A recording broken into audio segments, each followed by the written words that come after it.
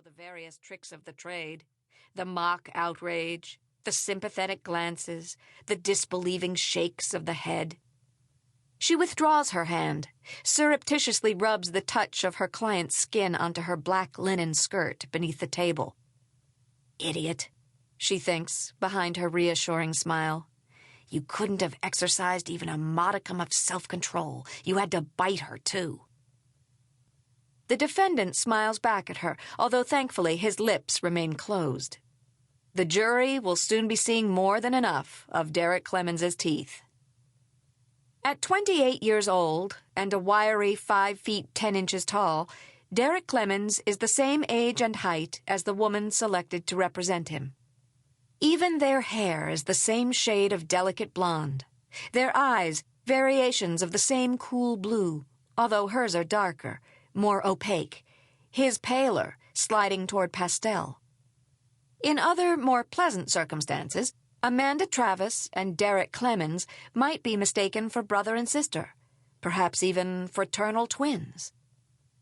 Amanda shrugs off the unpleasant thought, grateful, as always, for being an only child. She swivels around in her chair, looks toward the long expanse of windows at the back of the courtroom. Beyond those windows is a typical February day in South Florida. The sky turquoise, the air warm, the beach beckoning. She fights the urge to wander over to the windows, to lean her head against the tinted glass and stare out past the intracoastal waterway to the ocean beyond.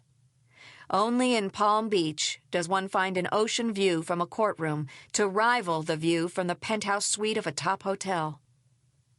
Perversely, Amanda would rather be here, in courtroom 5C of the Palm Beach County Courthouse, sitting beside some lowlife accused of assaulting his live-in girlfriend, 5 counts no less, including sexual assault and uttering death threats, than sunbathing on the cool sand next to some underdressed, overnourished snowbird.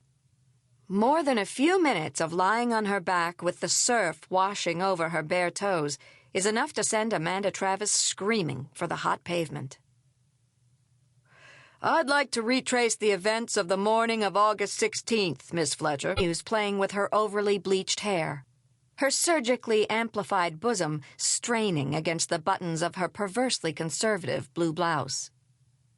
It helps the defendant's case that the woman Derek Clemens is accused of assaulting looks like a stripper, although in fact she works in a hairdressing salon.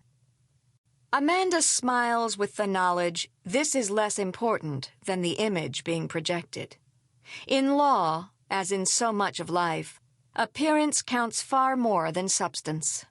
It is, after all, the appearance of justice, and not justice itself, that must be seen to be done. August the 16th? The young woman uses her tongue to push the gum she's been surreptitiously chewing throughout her testimony to the side of her mouth. The day of the attack?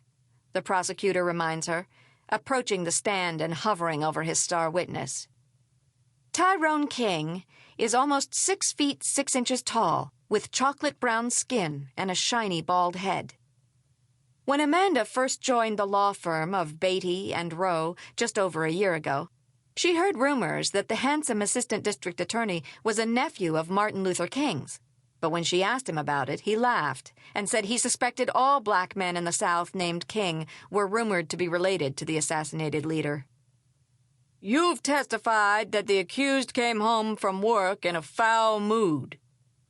He was always in a foul mood. Amanda rises halfway out of her chair, voices her objection to the generalization. The objection is sustained. The witness tugs harder on her hair. How did this mood manifest itself? The witness looks confused. Did he raise his voice? Was he yelling? His boss yelled at him, so he came home and yelled at me. Objection. Sustained. What was he yelling about, Miss Fletcher?